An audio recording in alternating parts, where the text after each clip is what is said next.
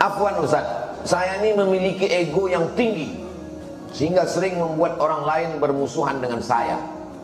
Memasuki bulan Ramadan ini, ego saya ingin supaya bisa dikontrol. Bagaimana cara mengontrol ego kita, Pak Ustadz? Kita ini marah karena kesalahan orang atau karena hal lain?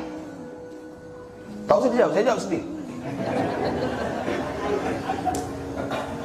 Kita ini marah karena kesalahan orang atau karena hal lain? Ternyata kita marah bukan karena kesalahan orang, tapi karena hal lain.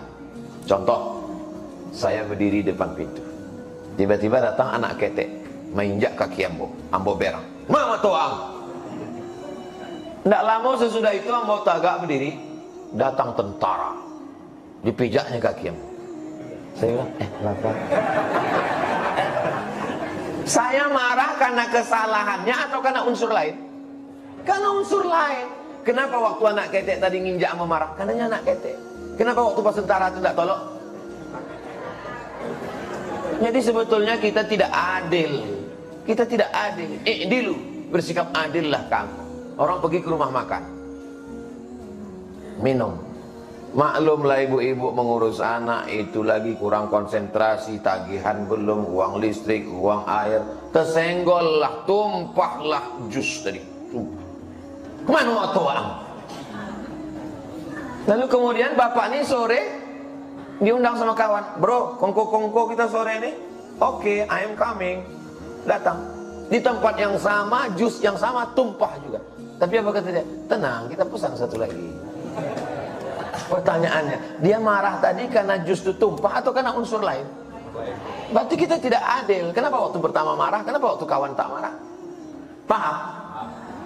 Itu enaknya sama jamaah rumba yang cerdas-cerdas. Mudah mereka paham. Jadi masalah ego ini sebenarnya adalah kepada siapa. Maka kita renung sejenak, saya ini marah kepada siapa dan kenapa.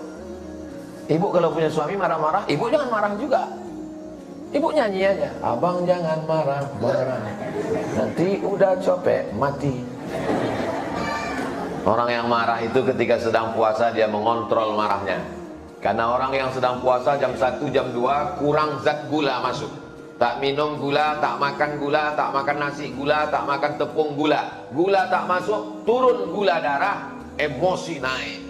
Orang yang gula darahnya turun, emosinya naik. Dan di bulan Ramadan dia menahan. Karena Nabi mengatakan, kalau datang orang mengajakmu berkelahi, maka engkau katakan, inni shaim, ambo puasa. Datang orang mancing, ambo puasa. Habis buka puasa beko. Jadi sebenarnya dengan puasa itu dia sedang mengendalikan emosi. Apakah Islam ini agama yang menghilangkan emosi? Jangan dijawab. Islam tidak menghilangkan emosi. Islam hanya meletakkan emosi pada tempatnya. Betul Islam. Saya tidak suka dengan jamaah yang dulu marah-marah, tapi setelah hijrah, setelah pengajian, dia, Pak, anak gadis Pak dibawa orang. Sabar. Itu bukan sabar, bongak. Anak gadis awak dibawa orang, mesti marah. Agama kita dilecehkan orang, mesti marah. Buya Hamka itu orang yang paling lembut. Dihina orang, dipenjarakan orang, difitnah orang, tak melawan. Dipenjarakan orang 2 tahun, 3 tahun, 4 tahun, mati yang memenjarakan tuh, dia menyolatkan jenazah. Luar biasa. Tapi yang membaca di buku biografi ayah yang ditulis oleh anaknya Irfan Hamka, Buya Hamka tuh pamberang. Sampailah kapalnya ke Teluk Bayur. Nyo kan pergi ke Makkah, dari Jawa ke Teluk Bayur, dari Teluk Bayur ke Jeddah. Sampai di Teluk Bayur mengadulah orang, Buya, iko pegawai kapal melarang sholat di kapal, tak boleh sholat di kapal. Panggil Buya Hamka, mau orangnya kok. Wah, ang kurang aja, apa? Ang kurang aja, mak, ang kurang aja, ini, ang kurang aja. Baca buku Hamka, ditulis oleh Irfan Hamka, biografi ayah. Marah. Dulu, sekarang umat Islam dituduh teroris, radikal. Dulu umat Islam di zaman Buya Hamka itu dituduh panglima jihad, komando jihad. Kalau ada orang rajin ke masjid, komando jihad. Ngamuk Buya Hamka, dipantingnya peci. Tidak ada komando jihad. Kalau ada komando jihad, kok iko ulangnya komando jihad. Jadi marah itu mesti disimpan, tapi bukan sikit-sikit marah. Titel mudah marah. Mohon maaf kalau kebetulan di situ. Letakkan marah pada tempat.